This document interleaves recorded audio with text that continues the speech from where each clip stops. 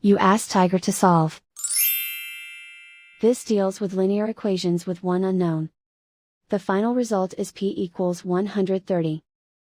Let's solve it step by step. Group all constants on the right side of the equation. Add 2 to both sides. Simplify the arithmetic.